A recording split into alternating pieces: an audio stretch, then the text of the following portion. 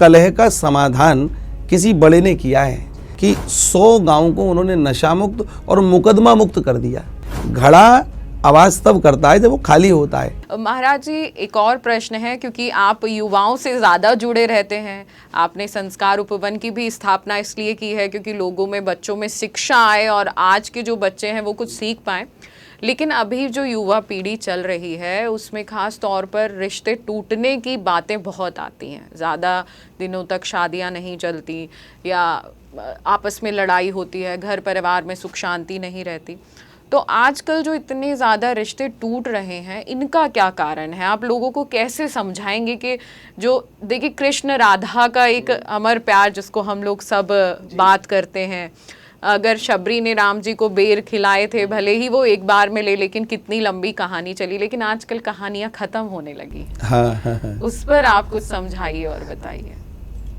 एक सरल शब्दों में यदि मैं आपको कह दूं तो जीवन में गुरु का न होना ये इस सबसे बड़ी परेशानी का कारण है।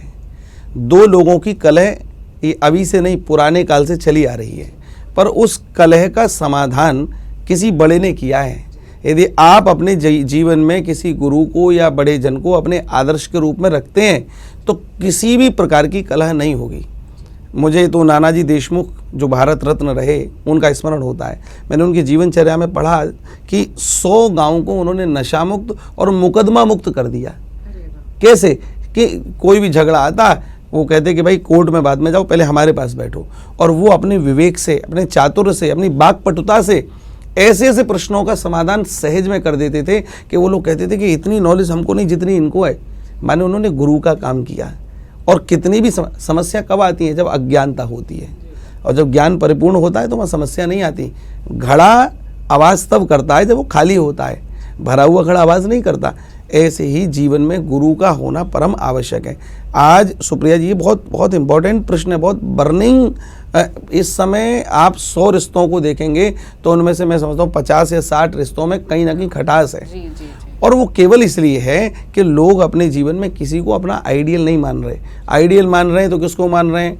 जो टीवी पे सीरियल आ रहा है, जो पिक्चरों में वो देख रहे हैं। नहीं, ये हमारे आइडियल नहीं हो सकते।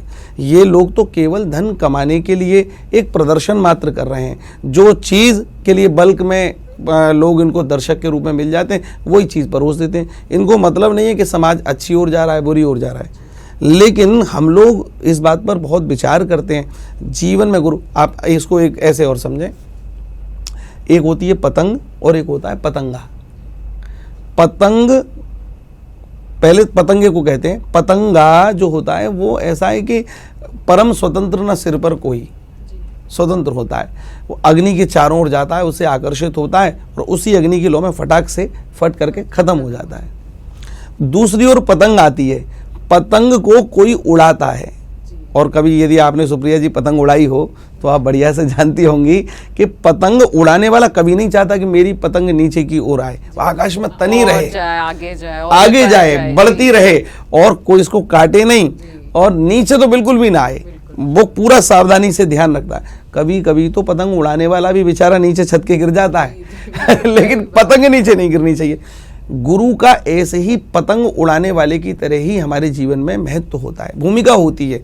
यदि हमारे जीवन में गुरु है, वो कभी हमको गिरने नहीं देंगे। कभी कलह क्लेश हो, गुरु के चरणों में आओ, बात रखो, और जो वो कहें बिना किसी बुद्धि को लगाए हुए उसकी बात का पालन कर लो। कुछ समय के बाद में अपने आप ही सहज प्रवृत्तियां हो जाती हैं। तो मैं समझता हूं दीदी कि आने वाले समय में यदि कोई कलह से दूर होना चाहता है, युवाओं से खासकर मैं प्रार्थना करूंगा वो अपने जीवन में एक गुरु जरूर बनाए, और अध्यात्म से जुड़ा हुआ गुरु हो, वो ज़्यादा आपके प्रश्नों का समाधान